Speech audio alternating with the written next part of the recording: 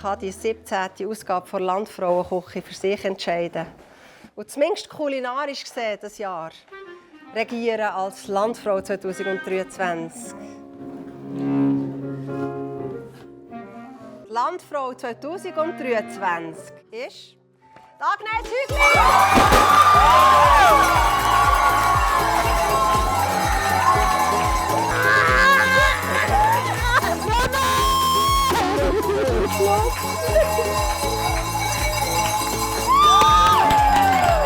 Unvorstellbar irgendwie, haben wir das nie gedacht, dass das bei uns wird eintreffen. Das ist so schön, so mitzumachen mit dem Anja. Das habt ihr verdient. Jetzt könnt ihr es genießen. Stossen da, 2023. Wunderbar, wir gratulieren euch von Herzen.